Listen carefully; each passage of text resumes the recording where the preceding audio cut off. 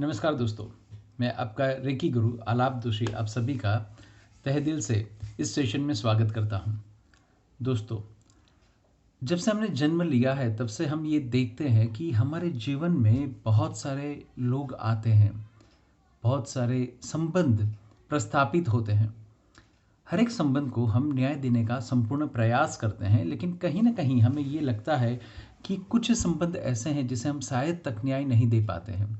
या तो हम कितनी भी मेहनत क्यों न कर लें, हम बहुत सारे उस प्रयत्न करते हैं उस संबंध को निभाने के लिए, टिकाने के लिए, लेकिन फिर भी क्या मालूम ऐसा क्या हो जाता है कि जिसकी वजह से शायद तक हम उस संबंध को निभा नहीं पाते हैं। दोस्तों, आज मैं बात करने जा रहा हूँ माँ बाप और बच्चों के व्यवहार के बारे में।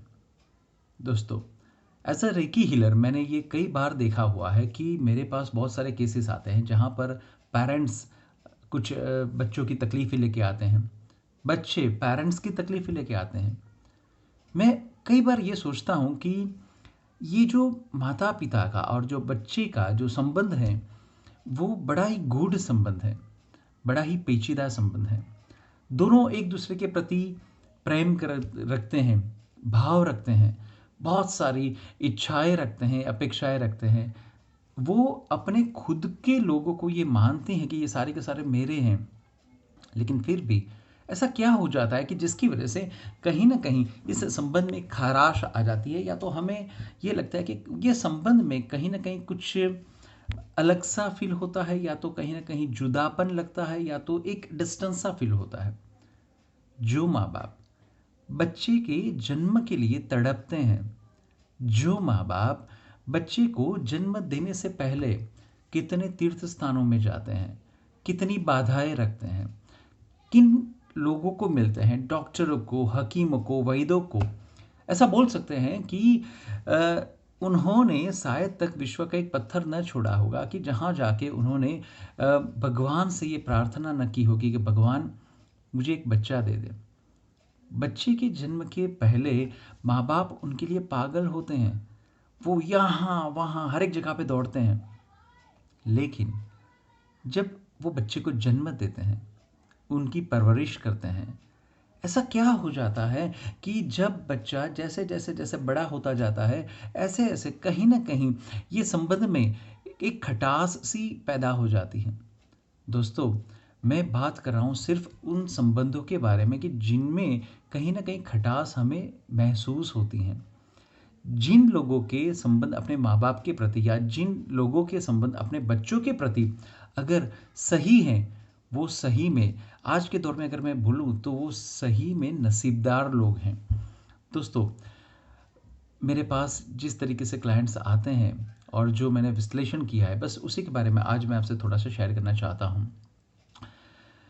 कई बार ऐसा लगता है कि एक बच्चा जब छोटा होता है, जिसे हम बहुत प्रेम करते हैं, प्यार देते हैं, जैसे जैसे जैसे वो बड़ा होता जाता है, तो हमारे प्रेम या हमारे प्यार में उस बच्चे के नज़रिए से कुछ कमी आती है, या तो हमारे नज़रिए से उस बच्चे में कुछ कमी आती है कि वो हमारे प्रेम को, हमारे प्यार को वो नहीं समझ पाता है।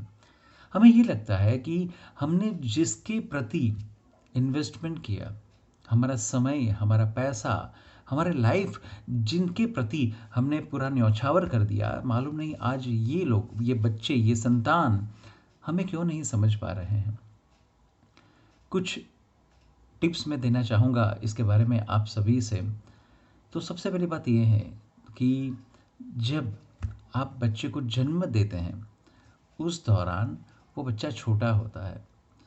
उस दौरान आप उसे बड़े ही प्रेम से, बड़े ही हेत के साथ उसकी परवरिश करते हैं। लेकिन बच्चा जैसे जैसे बड़ा होता जाता है, उसकी मानसिकता, उसकी शारीरिक क्षमता सब बढ़ती जा रही हैं, चेंज होती जा रही हैं। ये शायद तक माँ बाप नहीं समझ पाते हैं। माँ बाप को यही लगता है कि मेरा बच्चा जो जन्मा था, जो 1 महीने का था, 6 महीने का था, 1 साल का था, 10 साल का था, आज भी 45 साल का होने के बावजूद भी मेरा वो बच्चा उतने ही साल का है। उस दौरान मुझे सही में हंसी भी आती है। आप में से बहुत सारे लोगों ने ये देखा होगा कि जिनकी आयु 45 साल, 50 साल, 60 साल हो चुकी हैं, लेकिन फिर भी अगर आज हम बात करें तो उनके पेरेंट्स जब भी आज उनसे बात करते हैं तो उन लोगों के साथ ऐसे ही व्यवहार करते हैं, बर्ताव करते हैं कि जैसे वो बच्चा आज भी छोटा है। और कई बार ये हम देखते भी हैं और सुनते भी हैं उनके मुंह से कि भाई देख, तू कितने भी साल का हो जाए, हमारे लिए तो छोटा ही है। मैं मानता हूँ ये सही बात है, लेकिन ये माँ बाप को भी समझना पड़ेगा कि आपका वो बच्चा अब उतना छोटा नहीं रहा है। उसकी मानसिकता, उसकी शारीरिकता में कुछ बदलाव आते हैं। तो प्लीज़ ये सबसे पहली बात है कि आप माँ बाप ये सबसे पहले स्वीकार करें कि आपका बच्चा अब बड़ा हो रहा है। वो समाज के वातावरण में कहीं ना कहीं घुल मिल रहा है। ये आपका बच्चा कल जाके एक अपना ही खुद का नाम कर रहा है या तो करना चाहता है। आप उसको किसी भी डोर में नहीं बांध सकते हैं। आपका कर्तव्य है कि अगर आपका बच्चा कुछ गलत कर रहा है या तो उसे आपकी जहाँ कहीं पर भी आपकी ज़रूरत है, आप उसके साथ खड़े रहिए। लेकिन मेहरबानी करके उस पर अपेक्षाएं थोप कर आप ये कतई मत जताइए कि आपने उसके लिए बहुत कुछ किया है। मुझे एक बात बताइए, आप में से बहुत सारे लोग ऐसे हैं कि जो लोग जॉब करते होंगे। जॉब जब करते हैं तो उस दौरान ये होता है कि आप कुछ आपकी जो भी एबिलिटी है वो एबिलिटी आपके ओनर या कंपनी के प्रति प्रदर्शित करते हैं और ये कंपनी आपको उसके लिए पैसा देती है। जब ऐसे रिलेशन होते हैं उसको बोलते हैं ट्रेड या तो व्यापार बोलते हैं। जब इस तरीके से आप व्यापार करते हैं तो हम मान सकते हैं कि जहाँ पर कुछ लेन देन की प्रक्रिया होती हैं और वहाँ पर आपने जो भी कुछ दिया या जो भी कुछ लिया, ये सहज बात है, ये व्यवहारिकता की बात है।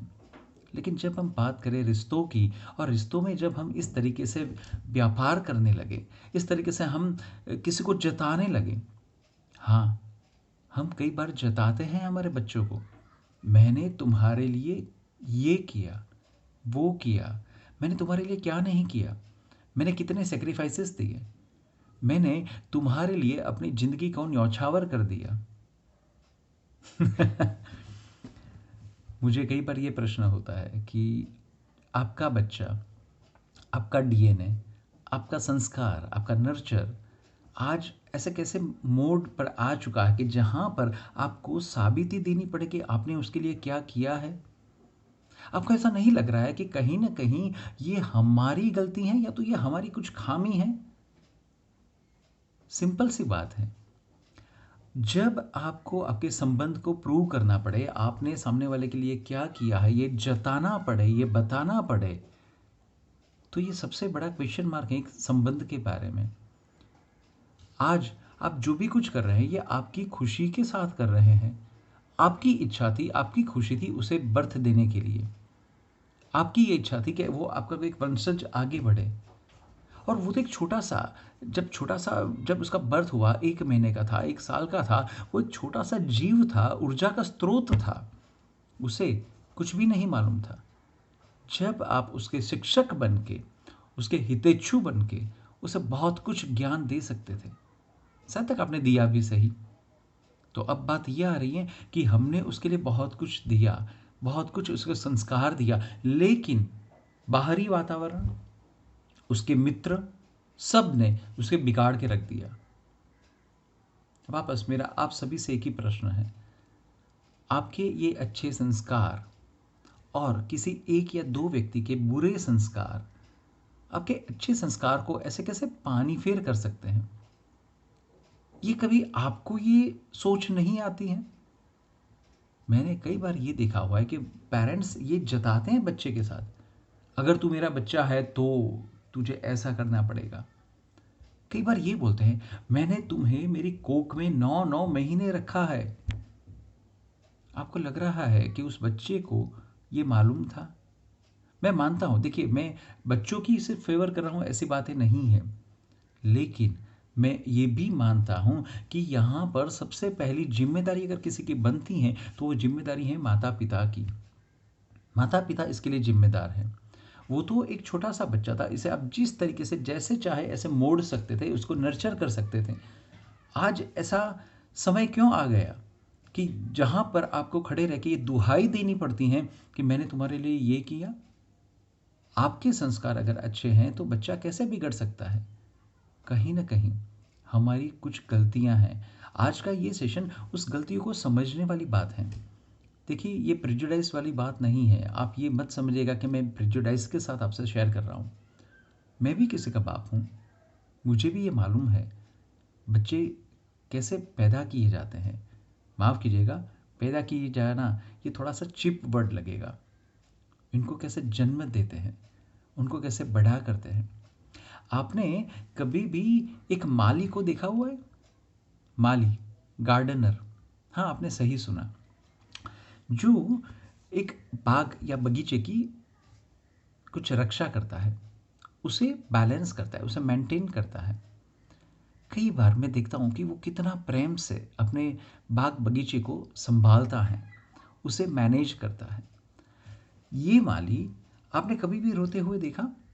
क्योंकि जब वो बाग बगीचा जो भी मेंटेन करता है, चाहे वो प्रोफेशनल है या तो आप खुद आपके बाग बगीचे को आप मेंटेन करते हैं, उस दौरान मैंने ये देखा हुआ कि जब वो इंसान छोटे छोटे पौधों को, उनके जो फूल आते हैं, अलग अलग प्रकार के जो फूल होते हैं, उस फूल को जब वो पानी देता है, नर्चर करता है, खाद डालता है, उसे आसपास से जितने भी जो भी खराब घास वगैरह है उसे निकालता है, कितना प्रेम से उसकी जतन करता है।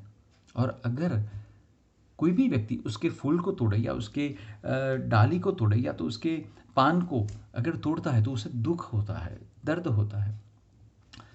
वो माली को जब भी मैंने काम करते हुए देखा हुआ है कि जो अलग अलग अलग प्रकार के पेड़ पौधों को नर्चर करता है, उनकी परवरिश करता है, तो मुझे ये लगता है कि सही मायने में वही एक माँ बाप का रोल अदा कर रहा है।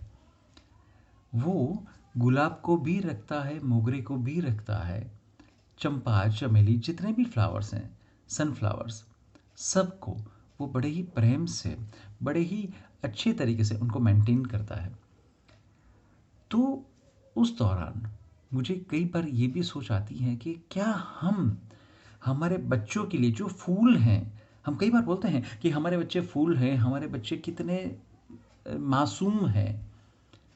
उस छोटे बच्चों के लिए क्या हम एक माली नहीं बन सकते हैं, जो सिर्फ और सिर्फ किसी भी एक्सपेक्टेशंस के अलावा सिर्फ अपना रिस्पॉन्सिबिलिटी वो फुलफिल करता है, अपनी जिम्मेदारियों को वो कहीं ना कहीं निभाता है, उसे बस आगे कैसे बढ़ाना है।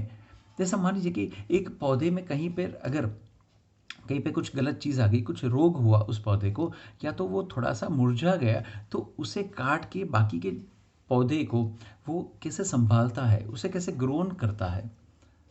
हम अगर हमारी जिम्मेदारियों को इस माली की तरह अगर समझें, तो मुझे लग रहा है कि पक्का हमारा और हमारे बच्चों के बीच में कोई भी दिक्कत ना होगा। बात चल रही थी व्यापार की, तो मैंने जो बताया कि कई बार पेरेंट्स ये बोलते हैं कि हमने तुम्हारे लिए ये किया वो किया, तो क्या आपने भविष्य में उस बच्चे से ये सब कुछ मांगने के लिए किया था, क्या आपकी इच्छा थी? देखिए, अगर आपकी इच्छा होती है ना, तो फिर सामने वाले से कोई एक्सपेक्टेशन नहीं होती है। अगर आप एक्सपेक्टेशन के साथ करते हैं तो वो व्यापार करते हैं, और व्यापार में दोनों लोगों की सम्मति होनी ज़रूरी है।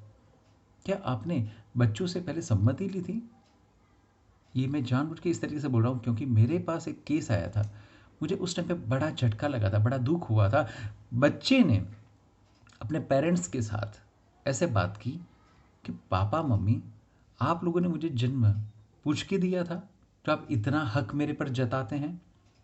हाइट तो वो हो गई जब उस बच्चे ने मेरे सामने अपने पेरेंट्स को ये बोला था कि मेरा बर्थ तो आपकी सेक्सुअल रिक्वायरमेंट के हिसाब से आया है, अदरवाइज तो मेरा बर्थ ही नहीं होता। सोचिए, जब ये माँ बाप इस तरीके की शब्द को सुने तो उन पर क्या बीतेगी। बड़ा डिफ़िकल्ट हो जाता है।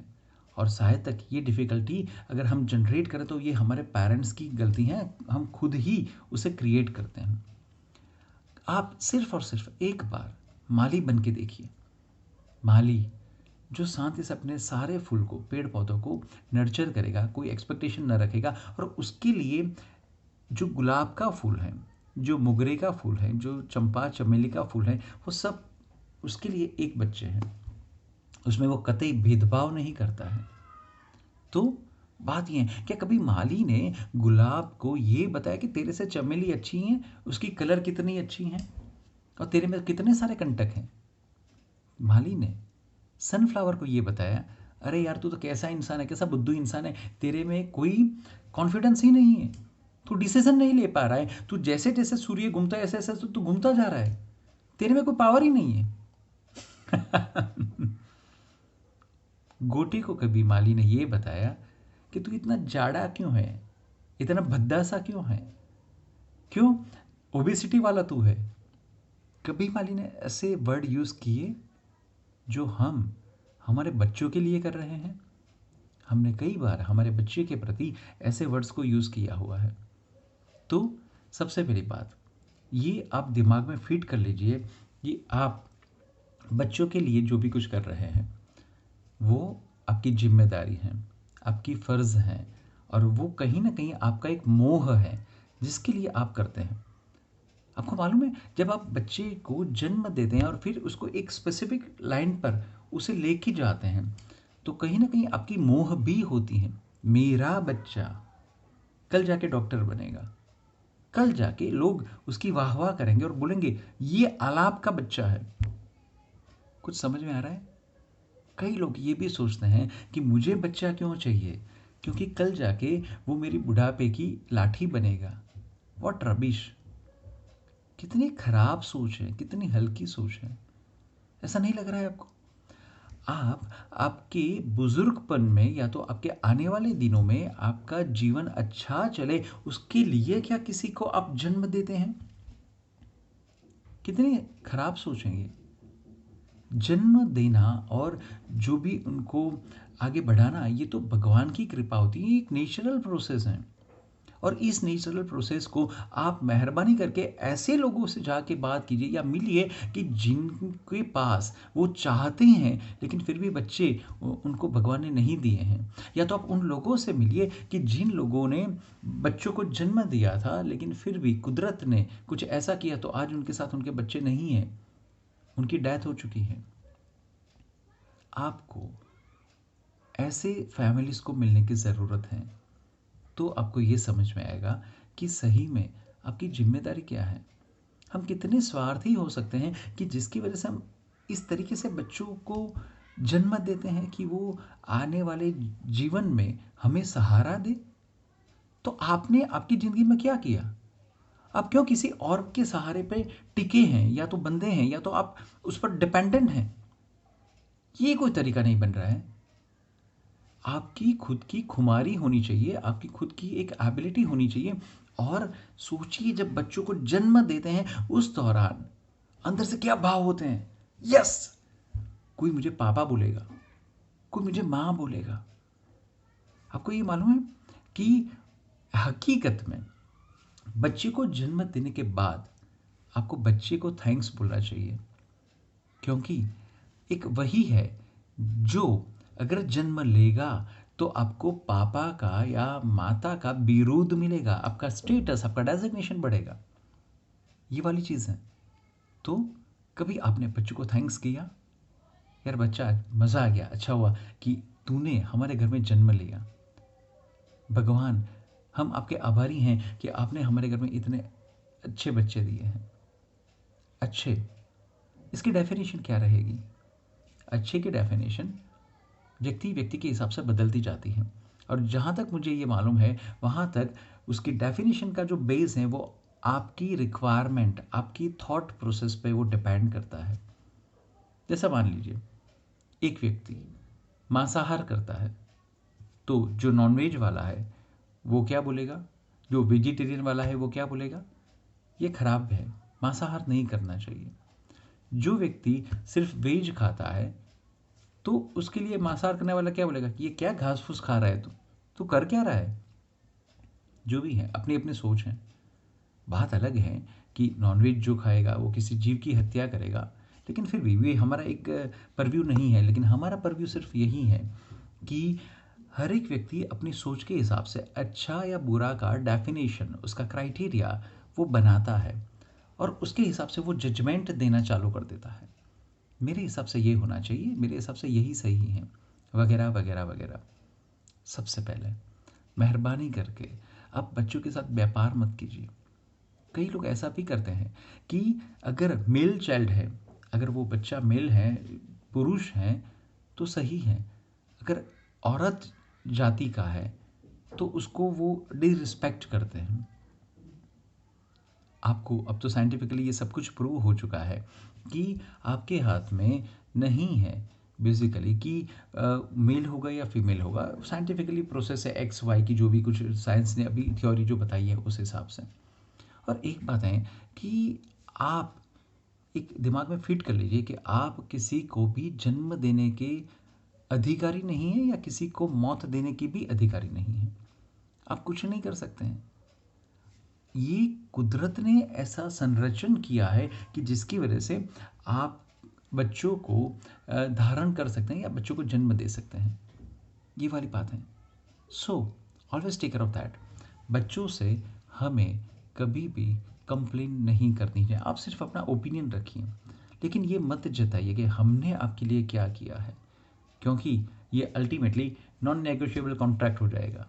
ऐसा होगा अगर हम कायदे के हिसाब से बात करें तो।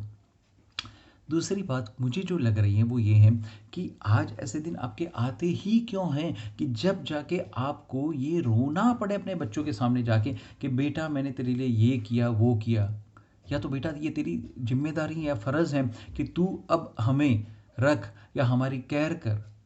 ऐसे दिन क्यों आते हैं? क्या कारण है कि जिसकी वजह से आज हमें ऐसी दुहाई देनी पड़ती हैं? कहीं ना कहीं ये लग रहा है कि हमें जिस तरीके से हमारा जो नर्चर करना चाहिए बच्चों को, उसमें खामी है, पक्का खामी है। दोस्तों माफ़ कीजिएगा कि कहीं पर आपको मेरी ओपिनियन अगर सही नहीं लगे, लेकिन प्लीज़ एक आप सभी से हृदय से एक रिक्वेस्ट है कि आप इन सभी चीज़ों को, जितने भी मुद्दे आज जो मैं आपसे शेयर कर रहा हूँ, उसको ध्यान से, बड़े ही ध्यान से, बड़े ही प्रेम से आप उस सारे मुद्दे को समझने का प्रयास कीजिएगा। क्योंकि आपका बच्चा आपके साथ ही बड़ा भला वो बढ़ता जा रहा है, आपकी नज़र के सामने वो बढ़ता जा रहा है। तो अचानक रातों रात ऐसे कोई भी ख़राब चेंजेस नहीं आते हैं। हकीकत में ऐसा है कि वो चेंजेस ऑलरेडी आना चालू हो जाता है, लेकिन शायद तक आप उस चेंजेस को देखना नहीं चाहते हैं या तो आपने देखने का प्रयास ही न किया है। ऐसा है। कुछ ऐसे रीज़न्स आज मैं आपसे शेयर करना चाहूँगा। सबसे पहली बात कि आप ये स्वीकार करें कि आप और आपका जो बच्चा है, इन दोनों में एज डिफरेंस है। ये हकीकत है, ये आपको मानना ही पड़ेगा। और कभी भी अगर कंफर्टेबल लगे ना, तो मैं आपसे ये शेयर करूँगा कि जब आप आपके बच्चे से कुछ भी चीज़ें शेयर करते हैं या बोलते हैं या जो भी आपकी अपेक्षा है वो जब उसे एक्सप्रेस करते हैं, उस दौरान आप खुद एक बार बच्चे हो जाए। आपके पेरेंट्स के साथ के आपके जो रिलेशंस थे या आपके पेरेंट्स के साथ जब भी आपकी कुछ नोक-झोंक होती थी या जो भी कुछ कारण थे, उसे थोड़ा-सा ज़हन में रखिएगा और फिर देखिए कि हकीकत में जीवन कैसा जा रहा है। तो जब आप आपके बच्चों के साथ ऐसा कुछ भी करेंगे, उस दौरान आपको तुरंत ही ख्याल आ जाएगा कि मेरा भी अपने पेरेंट्स के साथ कुछ नोक-झोंक थी, उनकी कुछ चीज़ें मुझे पसंद नहीं थी। लेकिन ठीक है, आपने किया, लेकिन जो भी आपने किया, क्या आप खुश थे उस दौरान? आपने मन से किया था?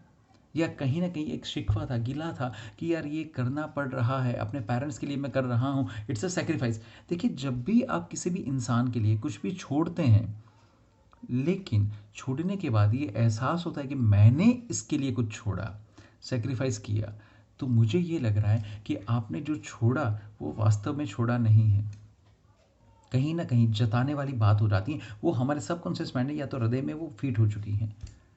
जब वो नेचुरल तरीके से छूट जाता है, जैसे मान लीजिए कि आपने आपके पेरेंट्स के लिए कुछ भी कोई कोर्स करना था उसे छोड़ दिया या कोई जॉब लेनी थी उसे छोड़ दिया, तो क्यों आज 20-15 साल के बाद भी आपको ये याद है कि मैंने अपने पेरेंट्स की खुशियों के लिए या तो उनकी मनात उन्होंने किया था, इसके लिए मैंने वो जॉब छोड़ दी या तो वहाँ पर ट्रांसफ़र करना मैंने मुनासिब ना समझा।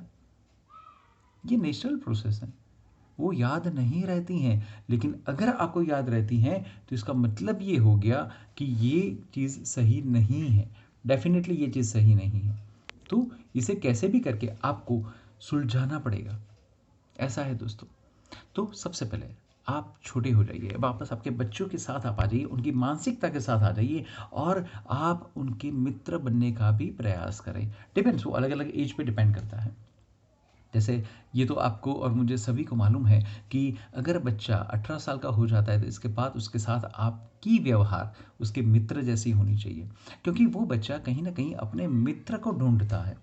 मित्रता मित्रता क्या होती है कि जिसके साथ आप कुछ भी शर्म रखे बिना आपके दिल की जितनी भी कठिनाइयाँ हैं या तो जितने भी मंतव्य हैं या तो जो भी कोई सोच है, आप निखालसता के साथ, आप बड़े ही प्यार से उसके साथ शेयर कर सकते हैं, क्योंकि मित्र कभी काउंटर अटैक नहीं करता है, वो कभी बैक ना मारेगा। मित्र कभी आपको ये नहीं जताएगा कि यार ये तूने गलत किया या ऐसा है या वैसा है। हाँ, ओपिनियन देगा कि यार ये गलत था, बट ठीक है, हो गया ना, कोई बात नहीं, अब मैं तेरे साथ हूँ, चल अपन इसको इस तरीके से सॉल्व करते हैं। मित्र ऐसा होता है। मित्र के साथ चाहे कितनी भी गंदी बातें क्यों ना हो, आप एनी हेजिटेशन आप इससे शेयर कर सकते हैं। आज ऐसा क्या हो रहा है कि जिसकी वजह से बच्चे अपनी बातों को अपने पेरेंट्स के साथ शेयर नहीं कर पा रहे हैं, वो हेजिटेट हो रहे हैं, उनको ऐसा लग रहा है कि मेरे पेरेंट्स समझेंगे ही नहीं। उनको ये लग रहा है कि पेरेंट्स की शायद तक कैपेसिटी ही नहीं है हमारे प्रॉब्लम को समझने की, या तो पेरेंट्स अपने में ही इतने इन्वॉल्व हैं कि उनको समझ ही नहीं आएगा मेरी प्रॉब्लम एग्जैक्टली क्या है। ऐसा कैसे हो सकता है? आप किसी बैंक के मैनेजर हैं या तो एमडी किसी कंपनी के हैं या तो जिस किसी भी आप कैटेगरी में हैं, अच्छे से बिजनेसमैन हैं, आप आपके सारे क्लाइंट्स, आप आपके जितने भी एम्प्लॉयज़ हैं या तो जितने भी कस्टमर्स हैं, इन सभी की मानसिकताओं को आप समझ पा रहे हैं, लेकिन अपने बच्चों की मानसिकताओं को आप क्यों नहीं समझ पा रहे हैं? क्या कारण है? ऐसे क्या गिले शिकवे हो गए, ऐसा क्या आपका बिहेवियर एटीट्यूड था कि जिसकी वजह से बच्चा आज अगर उसने कुछ गलती कर दी है तो आपसे शेयर करने से कतराता है, घबराता है और वो फिर कोई गलत स्टेप ले लेता है। आज के ज़माने में आप सभी को मालूम है कि बहुत सारे बच्चे ऐसे हैं, यंगस्टर्स ऐसे हैं जो गलत राह चुन लेते हैं। क्यों? एक बार गलती हो गई, उसे सुधारना वो चाहता है, लेकिन वो किससे शेयर करेगा? वो किससे वो बातें करेगा कि जो उसकी गलती को समझे और उस गलती में से वो कैसे बाहर आए, उसके लिए वो उसको मदद करे? कितने माँ-बाप आज ऐसे होंगे जो बच्चों को, देखिए, आज हम सब अपने बच्चों को यही बोलते हैं, देख बेटा हम तुम्हारे साथ हैं, बेटा कोई गलती हो जाए चिंता मत कर, हम तुम्हारे साथ हैं। लेकिन आपकी एटीट्यूड, आपकी बिहेवियर ऐसी है कि जिसकी वजह से वो गलती करके आपके सामने आ पाए। देखिए, कई बार ऐसा हुआ होगा कि जब बच्चा गलती करता है, आपके सामने आता है, तो उस दौरान आपकी रिएक्शन बड़ी गंदी होती है। आप उसको झाड़ लेते हैं, उसे तमाचा मार देते हैं। वो ऑलरेडी ठोकर खा के आया हुआ है, वो कहीं न कहीं से दुःख दर्द में आया हुआ है। आपने उस दौरान उसको आलिंगन दिया, उसके सिर पर हाथ फेरा, कोई बात नहीं बेटा, जो भी हुआ।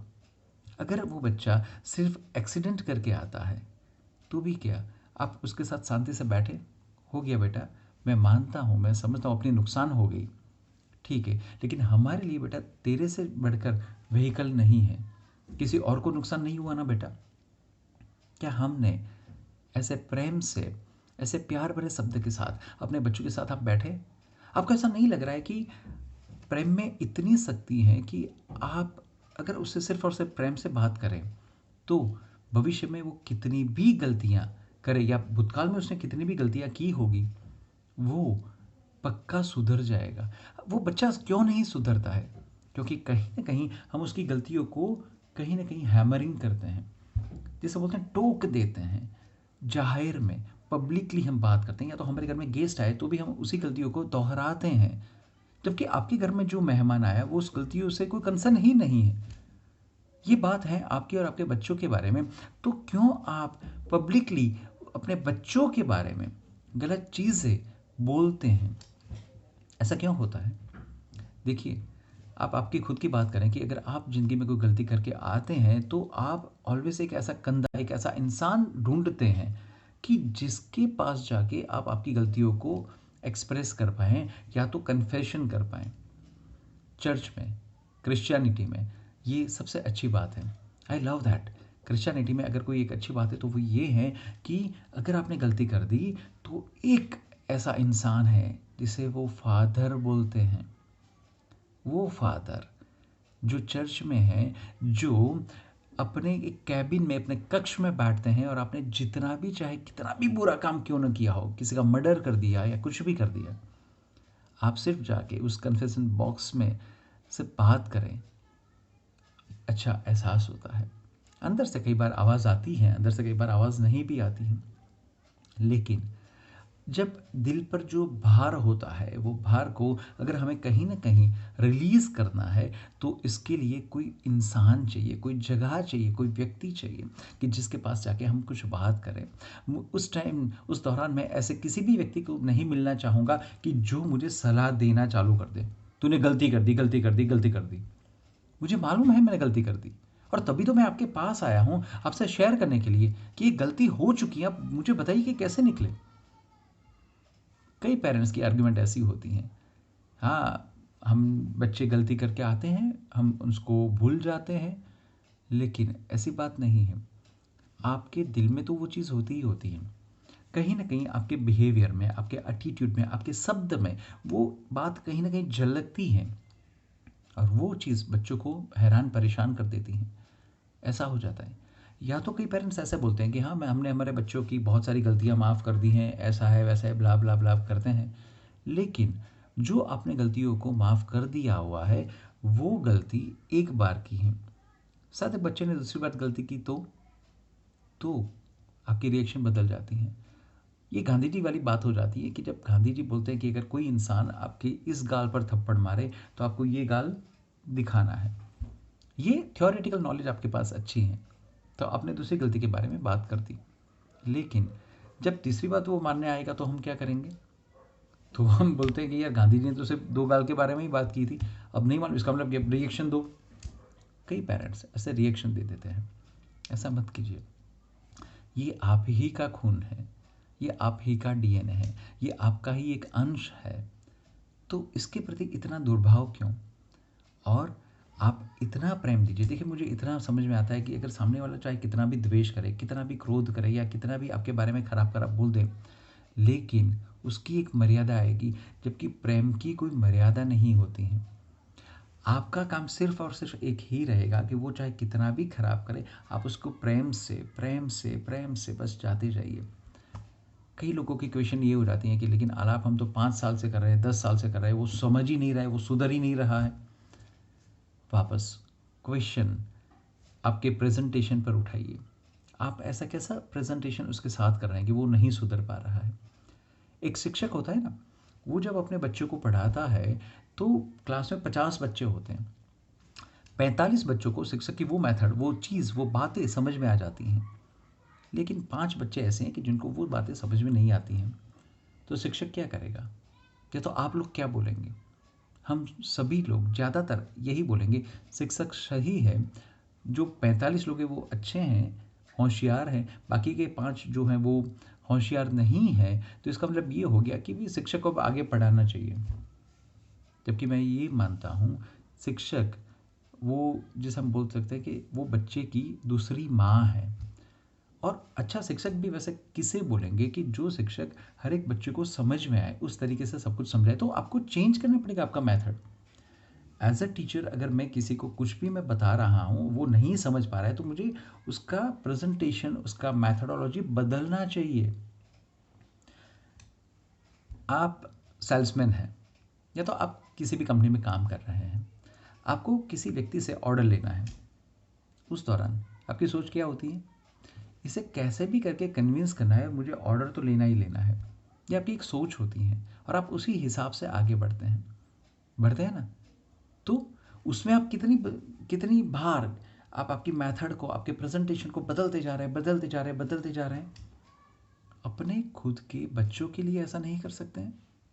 और आप ऐसा कैसे मान लेते हैं कि आपने जो कुछ समझाया सामने वाले को, आई मीन आपके बच्चे को जो समझाया, जो आपकी जो आर्ग्यूमेंट थी या जो जो लॉजिक था, जो प्रेजेंटेशन था, वो 100% था, 100% परफेक्ट, कि जिसकी वजह से बच्चों को समझना ही पड़े या वो समझ ही जाएगा? ज़रूरी नहीं है। सिंपल।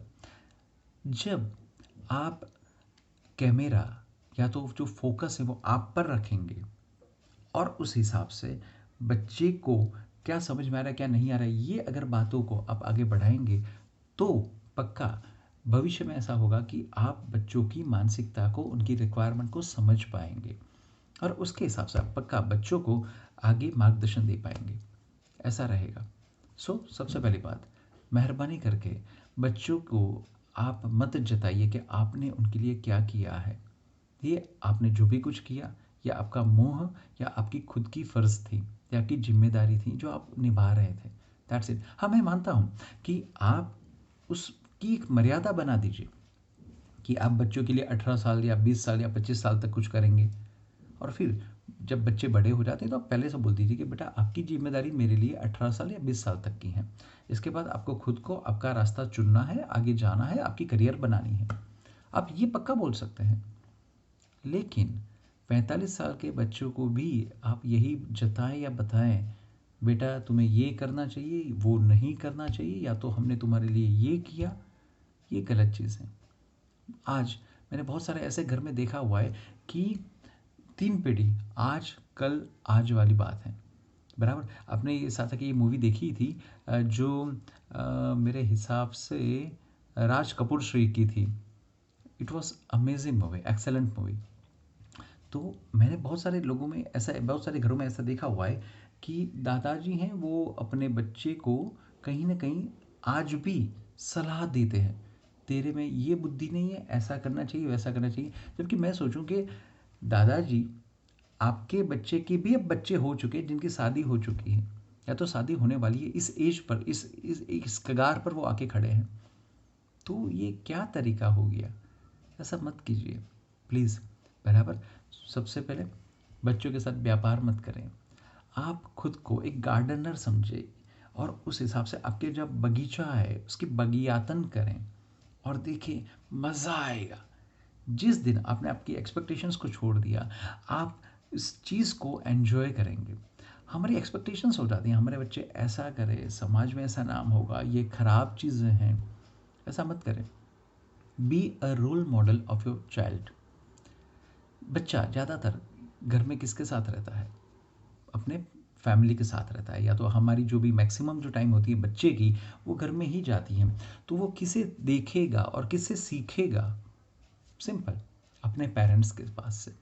तो आप उसे कुछ बनाना चाहते हैं तो सबसे पहली बात ये है कि आप उसके रोल मॉडल बन जाइए। ये बड़ी ही जिम्मेदारी वाली बात है। ये ऐसी बातें हैं कि जहाँ पर बच्चे को बोलना नहीं है कि तुम्हें क्या होना है, क्या होना है, क्या होना है।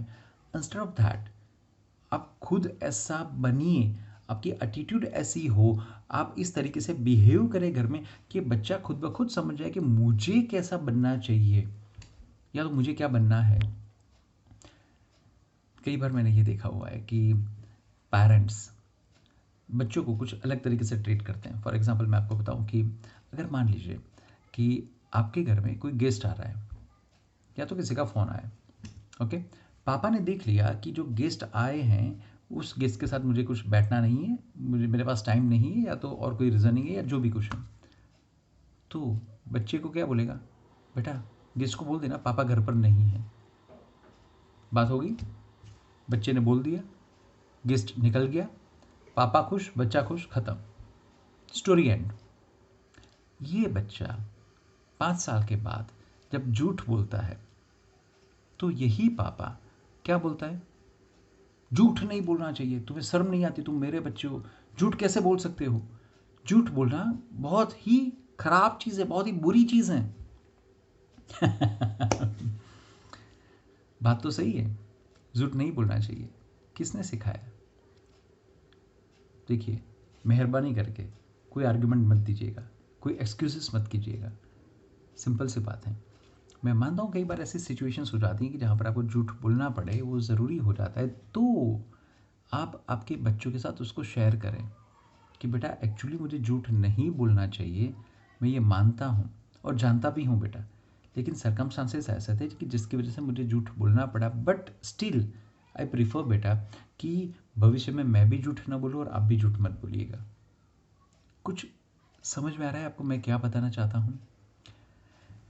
एक बाप सिर्फ पैसों के लिए भागता है और वो एक्सपेक्ट करे कि जब वो एजेड हो जाता है तो उसका बच्चा उसके साथ बैठे, समय व्यतीत करे। कैसे हो पाएगा? बच्चे ने यही देखा हुआ है कि मेरे जो पिताजी थे वो पैसों के लिए भागते थे। इन्होंने कतई अपने पेरेंट्स के साथ टाइम व्यतीत नहीं किया है, वो उनकी सेवा चाकरी नहीं करते थे, उनके साथ नहीं बैठते थे। तो बच्चा क्या करेगा? और अगर मैं बोलूं कि आपने आपके माता पिता की सेवा ना की या आप पैसों के पीछे भागे, आपने फैमिली की तरफ नहीं देखा, और अगर आपका बच्चा पैसों के पीछे नहीं भागता है, वो फैमिली की प्रायोरिटीज़ को ध्यान में रखता है, वो आपके साथ बैठता है, आपकी सेवा चाकरी करता है, then you are lucky enough. और अब आपको बच्चे से कुछ सीखना चाहिए। एक्चुअली अब तो रिटायरमेंट हो गई है आपकी, तो आप क्या सीखेंगे, लेकिन कम से कम दिमाग में तो ये होना चाहिए। सिंपल सी बात है। So always be a role model of your child. यहीं पर हम सब गलती कर देते हैं। हम सब ऑलवेज बच्चों को ये बोलते हैं कि बेटा आप इनके जैसे बनो, लेकिन आप ऐसा क्यों नहीं बोल सकते बेटा आप मेरे जैसे बनो? आप आपकी पर्सनालिटी को इस लेवल पर क्यों नहीं लेके जा सकते हैं कि जहाँ पर बच्चा आपको फॉलो करने का ट्राई करें? आप ऐसे कैसे इंसान बन सकते हैं कि जिसकी वजह से आपके बच्चे को आपके साथ रहने के बावजूद भी अपना रोल मॉडल किसी और को बनाना पड़े? देखिए, ये बड़े ही इंपॉर्टेंट चीज़ हैं कि जहाँ पर आपका बच्चा आपको फॉलो करे। ज़्यादातर हम क्या बोलते हैं, भाई मैं ये चाहता हूँ कि मेरा बच्चा कल जाके मेरा पोजीशन ले। पोजीशन ले का मतलब क्या हुआ कि वो फिजिकली मेंटली की बात नहीं है, जो बात है वो आपकी थॉट प्रोसेस की है, तो आपकी जो भी थॉट प्रोसेस है वो पक्का अडप्ट करेगा, और इसमें आप फिर मॉडिफिकेशंस चाहते हैं कि नहीं नहीं नहीं मेरे में ये गलती है लेकिन ये गलती उसमें नहीं हो, तो क्या आपने उसको रेक्टिफाई करने का ट्राई किया, उसको बताने का ट्राई किया कि बेटा यस आई डू अग्री कि मेरा गुस्सा बहुत है, बट नहीं होना चाहिए बेटा, I am trying my level best. बेटा क्या आप मुझे सजेस्ट कर सकते हैं कि मैं अपने गुस्से को कैसे काबू में, माफ़ कीजिए काबू में नहीं रखना है, मेरे गुस्से को कैसे मैं शांत करूं, मुझे गुस्सा ना आए, मैं कैसे प्रेम से सबसे बात करूं? बेटा आपको क्या लग रहा है? आप खुद भी प्रयत्न करें, आप बच्चों को भी इन्वॉल्व कीजिए। ज़्यादातर फैमिलीज़ में बच्चों को इन्वॉल्व नहीं किया जाता है। मैं मानता हूँ कि जो भी कुछ सिचुएशंस हैं उस पर डिपेंड किया जाता है कि आप किस सिचुएशन या किस टॉपिक के बारे में बात कर रहे हैं, उस पर वो डिपेंड किया जाएगा। लेकिन कुछ ऐसे टॉपिक है जो कॉमन से हैं या जो बच्चों के कंसर्न के या फैमिली के कंसर्न के हैं, और जिसमें आपके बच्चों की एज इस लेवल की है, तो मैं हमेशा ये चाहूँगा और मानूंगा कि आप बच्चों के साथ बैठ के उस टॉपिक उस सिचुएशन के बारे में बात करें, उनका भी एक ओपिनियन लें। हो सकता है कई बार देखिए हमें ऐसा लगता है कि हम जो भी कुछ कर रहे हैं वो सही है, लेकिन एक छोटा सा बच्चा अगर एक छोटी सी बात भी कर लेता है, या तो एक ओपिनियन भी दे देता है, या तो एक व्यू एक विज़न देता है, तो हो सकता है कि हमारी जो प्रॉब्लम है उसको वो हम डिफरेंट तरीके से सॉल्व भी कर सकते हैं। तो दोस्तों, सबसे पहली बात, बच्चों के साथ आप बैठिए, जितना हो सके उतना समय निकालिए, which is called the qualitative time.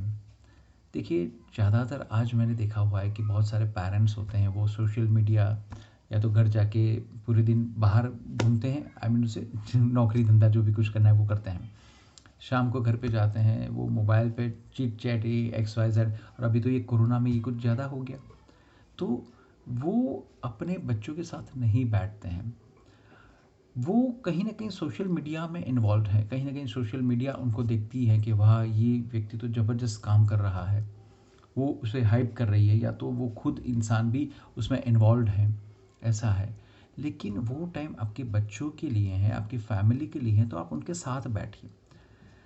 कई बार पेरेंट्स ये बोलते हैं हाँ मैं हम बैठते ही हैं हमारे बच्चों के साथ, लेकिन हाथ में होती है मोबाइल, और बच्चा अपनी अगर प्रॉब्लम शेयर कर रहा है या तो अपनी बातें कर रहा है, तो उसमें पेरेंट्स इतने इन्वॉल्व नहीं होते हैं, तो फिर बच्चा दूसरी बार क्यों बात करेगा आपसे और कैसे बात करेगा?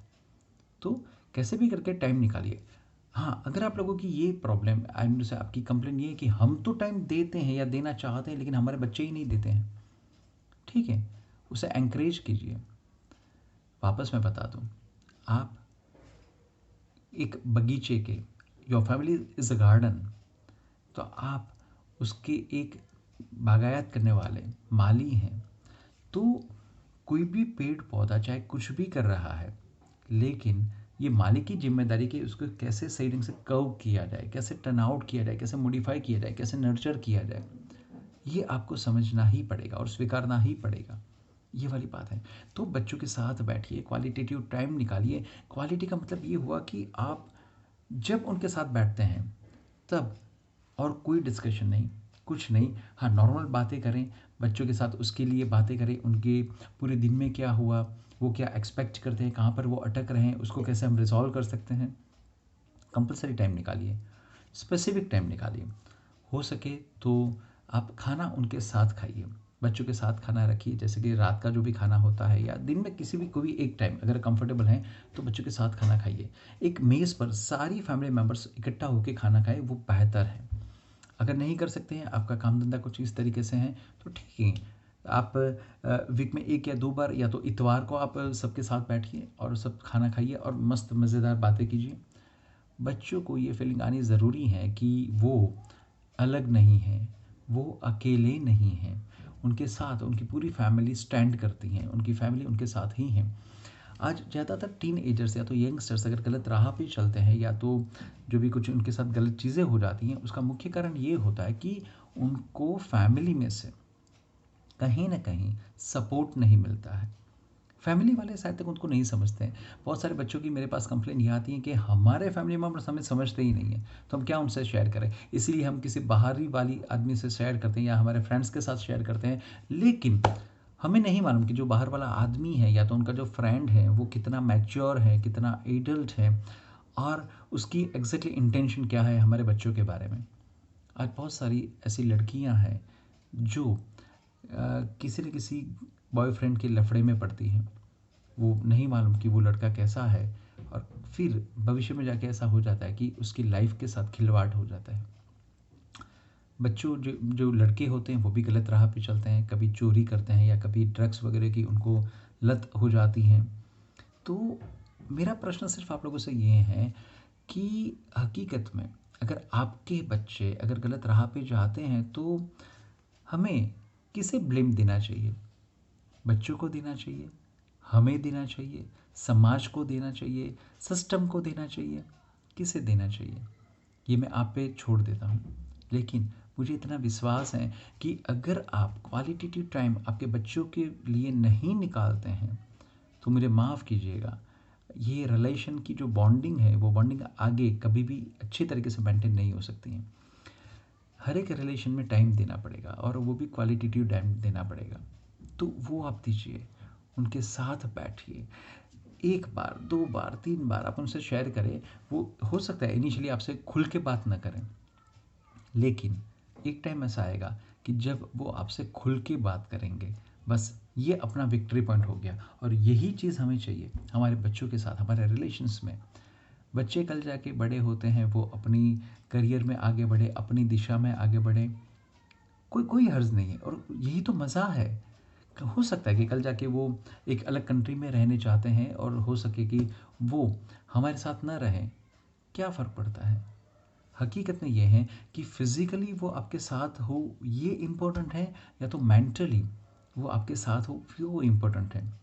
वो मन से आपके साथ जुड़े रहते हैं, वो अपनी भावनाओं के साथ अगर आपके साथ जुड़े रहते हैं तो ये सही बात है, ये ज़रूरी है।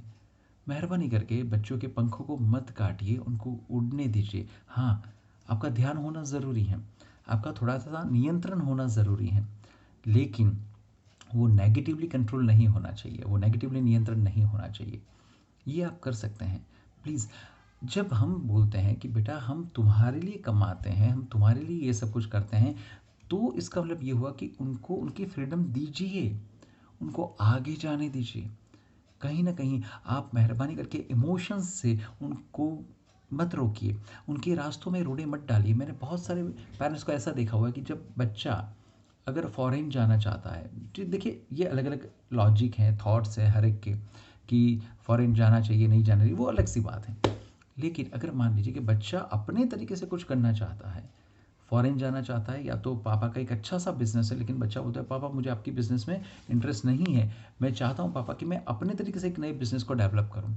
तो उस दौरान पापा वापस मना कर देते हैं कि नहीं नहीं नहीं, अपना बिजनेस है, तू इसी में बैठ, ये कर वो कर। नहीं नहीं करते हैं उसे। अगर उसे अपना नाम करना है, अपने तरीके से करना है, अपने लाइकिंग वाले सब्जेक्ट में फील्ड में आगे जाना है, तो प्लीज़ आप उसे जाने दीजिए। आपका काम ये है, ऐसा नहीं है कि आप उसे रोक के रखें।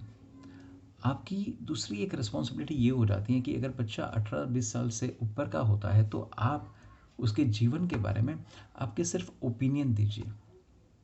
ज़्यादातर पेरेंट्स को मैंने ये देखा हुआ है कि वो ओपिनियन नहीं देते हैं, ऑर्डर देते हैं। ऑर्डर मत दीजिए प्लीज़, सिर्फ आपकी ओपिनियन दीजिए और विश्वास रखिए आपके संस्कार पर, विश्वास रखिए आपके बच्चों पर। क्योंकि ज़्यादातर बात सिचुएशन में ये होता है कि पेरेंट्स को ही अपने बच्चों पर विश्वास नहीं होता है। सोचिए, जब आपको आपके बच्चे पर विश्वास नहीं है तो कोई एक और इंसान, कोई एक नया इंसान आपके बच्चे पर कैसे विश्वास करेगा। तो विश्वास करना चालू कीजिए, उसे ये एहसास दिलाइए, बेटा मुझे तुम्हारे में विश्वास है। देखिए गांधी जी की एक अच्छी सी बात थी, ये आप सभी उस इंसिडेंट से भली भांति जानते होंगे। गांधी जी ने जब चोरी किया था और चोरी करने के बाद उन्होंने पहला पत्र अपने पिताजी को लिखा था जिसमें उन्होंने ये कन्फेस किया था कि पिताजी मैंने चोरी की है। और उस पत्र को पढ़ते हुए उनके पिताजी को जब रोना आ गया, उस आंसू को देखकर गांधी जी की जीवन में बदलाव आ गया और उन्होंने ये सोचा आज के बाद मैं चोरी ना करूँगा, क्योंकि मेरी वजह से मेरे पिताजी को रोना पड़ता है। बस ये तरीका होता है। आपने बहुत सारे अच्छे आइडल्स को देखे होंगे, बहुत सारे अच्छे सेलिब्रिटीज़ को देखे होंगे, या बहुत सारे ऐसे लोग हैं जिनको आपने देखे होंगे। आपका बच्चा, आप भी उसके ही एक पार्ट हो सकते हैं। विश्वास रखिए, बच्चों पर विश्वास करिए और जब भी आप उनको फ्रीडम देते हैं या पैसा देते हैं या कुछ भी देते हैं, उनको ये बताइए बेटा मुझे तुम्हारे में ये विश्वास है कि तू कुछ भी गलत ना करेगा। दूसरी तरफ ये भी बोलना है कि बेटा अगर गलती से कुछ गलत हो गया, मैं मानता हूँ हो सकता है, हम इंसान हैं, लेकिन अगर कुछ गलत हो गया तो तू सबसे पहले मेरे पास आएगा और हम दोनों इकट्ठा होके तुम्हारी उस गलती को सुधारने का प्रयास करेंगे। अब सोचिए अगर ऐसी बातें होती हो तो कौन सा बच्चा गर्लफ्रेंड बॉयफ्रेंड के चक्कर में पड़ेगा, कौन सा बच्चा वो गलत रास्तों पर चलेगा, कोई नहीं जाएगा। आज ज़्यादातर बच्चे अगर गलत राह पे चलते हैं तो उसका मुख्य कारण यह है कि उनको घर में से प्रेम हूंफ नहीं मिलती हैं, अपने पेरेंट्स टाइम नहीं देते हैं। ज़्यादातर बच्चे क्राइम स्टोरी के हिसाब से अगर थोड़ा सा देखें तो जितने जो छोटे बच्चे जो क्राइम की श्रृंखला में आगे बढ़ते हैं, उनका एक एनालिसिस हुआ था जिसमें ये हुआ कि भाई ऐसे कैसे बच्चे हैं या उनकी सिचुएशंस क्या होती हैं, उनका घर का एक एटमॉस्फेयर क्या होता है कि जिसकी वजह से बच्चे ऐसे ही किसी रास्ते पे चलते हैं। तो उसमें ये परसेंटेज जो आया वो ये था कि सबसे पहली बात कि ऐसे बच्चे कि जिनको घर में से प्रेम हूंफ नहीं मिलता है, ऐसा बच्चा इस गलत राह पे चलना चालू कर देता है। दूसरा जो कारण था उसमें ये था कि ऐसा बच्चा जो गलत राह पे चलता है, वो उसके घर में उनके माता पिता की ऑलवेज तकरार रहती थी, बहुत गंदे तरीके से तकरार रहती थी। तो बच्चा ऊब जाता था, सहम जाता था। और बहुत सारे बच्चे आज की तारीख में ऐसा बोलते हैं कि हमें शादी ही नहीं करनी है। उसका मूलभूत कारण भी कई बार बच्चे से जब हम पूछते हैं तो हमें ये समझ में आता है कि उन्होंने घर में ये देखा कि पति पत्नी का जो व्यवहार होना चाहिए, रिस्पेक्टफुल जो व्यवहार होना चाहिए, वो उनके घर में है ही नहीं। बच्चा ये बोलता है कि पति पत्नी का रिलेशन क्या होता है, हमारे घर में सब झगड़े होते हैं, गंदी तरीके से एक दूसरे के साथ बात करते हैं, गलत गलत एक्सपेक्टेशंस के साथ, सब सब गंदगी होती है। तो मैं इस गंदगी में क्यों जाऊं, मुझे ऐसे कोई रिलेशन बनानी ही नहीं है। आपको ये लगता है कि पति पत्नी का संबंध इतना खराब है कि जिसकी वजह से आज हमारे बच्चे ये बोले कि हमें शादी ही नहीं करनी है। उनको ब्रह्मचर्य में जाना है, धार्मिकता में आगे जाना है, तो ओके, ऑलवेज वेलकम, ये अच्छी बात है। अगर वो कुछ करते हैं तो ये अच्छी बात है, तो वो ठीक है, शादी नहीं करें। लेकिन ऐसा कोई कारण नहीं है और वो शादी नहीं करना चाहता, और उसके पीछे अगर हमारी कारण है, वो हम लोगों को देखने के बाद ये तय करते हैं, ये डिसीजन लेते हैं कि शादी नहीं करनी चाहिए, तो ये कब तक सही है, कितना सही है? आपको समझ में आ रहा है? रोल मॉडल, इसका मतलब क्या हुआ? बच्चा कांस्टेंट आपको ऑब्जर्व करता रहता है, वो आप में से कुछ ना कुछ सीखता रहता है। सिर्फ और सिर्फ डीएनए की बात नहीं है, जो फिजिकल लेवल पर जो गई वो तो हकीकत है, डीएनए काम करता ही करता है। उसके साथ बच्चे की जो दृष्टि होती है, जो फोकस होती है, वो सिर्फ और सिर्फ आप पर रहती हैं, और उसके हिसाब से बच्चा अपने आने वाले जीवन के बारे में कुछ एक नक्शा बनाता है, एक तैयारी कर लेता है। तो मैं चाहूँगा कि आपके बच्चों के साथ बहुत ही अच्छी रिलेशंस डेवलप हों, लेकिन इसके लिए आपको भी कुछ बदलाव करने होंगे, आपकी सोच में कुछ बदलाव करना होगा, आपको आपके व्यवहार में कुछ बदलाव करना पड़ेगा। कुछ ऐसी चीज़ें जो आपको स्वीकार करनी पड़ेगी, और अगर आप इस चीज़ों को जल्दी से अपने जीवन में ढाल देते हैं, वो बहुत ही जल्दी से इस चीज़ों को आप समझ जाते हैं, उसको अप्लाई करते हैं, तो मैं आपको ये एश्योरेंस देता हूँ कि आज के बाद आपकी आपके बच्चों के प्रति कोई फरियाद न रहेगी। आपका बच्चा सही मायने में श्रवण बनेगा। हम बहुत स्वार्थी हैं, हम ये चाहते हैं कि हमारा बच्चा श्रवण जैसा हो, लेकिन क्या हम श्रवण के जो पिताजी थे, जो माताजी थे, ऐसा है? हम चाहते हैं और मानते हैं कि हमारा बच्चा राम हो, राम जैसा हो। क्या हम राजा दशरथ जैसे थे, या उनकी जितनी भी माताजी थी उनके जैसे थे? देखिए, हर एक में कुछ ना कुछ प्लस माइनस रहता है, लेकिन जो बेस है, जो ग्रास रूट है, जो मूलभूत कारण है, वो हम हैं, पेरेंट्स हैं। तो पेरेंट्स जिस तरीके से डेवलप होंगे, जिस तरीके से आगे जाएंगे, जिस तरीके से रिप्रेजेंट करेंगे, उसी तरीके से बच्चा अपने को आगे ढालेगा, आगे बनाएगा। सो आप सभी से ये निवेदन है कि कृपया आप आपके बच्चों को पहले समझने का प्रयास करें। मेहरबानी कर आज से ही एक काम कीजिए, उनके जो रिलेशंस हैं, जो ब्लैक बोर्ड हैं, जिसमें आपने जितने बहुत सारे पोर्ट्रेट रख के तैयार करके रखे हुए हैं, या तो जितने भी आपके कंप्लेंट्स हैं, इन सबको रब आउट कर दीजिए, सब निकाल दीजिए, भूस दीजिए, डिलीट कर दीजिए। आज से एक नए रिलेशन की शुरुआत कीजिए। दोस्तों, मैं आलाप दोषी, आपका रेकी गुरु, आपका हम सफ़र। इसी तरीके से मैं कुछ अलग अलग टॉपिक के साथ आपसे वापस इसी चैनल पर मिलता रहूँगा। पेरेंटिंग के बारे में और भी बहुत सारी बातें हैं जो मुझे आपसे शेयर करनी है, वो मैं आपको मेरे अगले वीडियो में पक्का शेयर करूँगा। तब तक आप मुझे रज़ा दीजिए। आप आपकी लाइफ में स्वस्थ रहें, मस्त रहें और व्यस्त रहें, बस यही शुभकामना। और मैं चाहूँगा कि आप और आपके बच्चे सब अच्छे से रिलेशन के साथ आगे बढ़ें, हृदय के रिलेशन के साथ आप आगे बढ़ें, और हमें इसके लिए एक अभिमान भी होना चाहिए कि ये मेरे पेरेंट्स हैं, आपको लगे ये मेरे बच्चे हैं। ये ज़रूरी है, लेकिन इसे बातों से हमें नहीं जताना है, वो हृदय से निकलने वाली चीज़ें हैं। तो उस तरीके से हम आगे बढ़ेंगे। दोस्तों, आप सभी के साथ जुड़े रहने के लिए मुझे बहुत ही आनंद आता है। मुझे रजा दीजिए। नमस्ते। हम अगले एपिसोड में वापस इसी चैनल पर मिलेंगे। नमस्ते।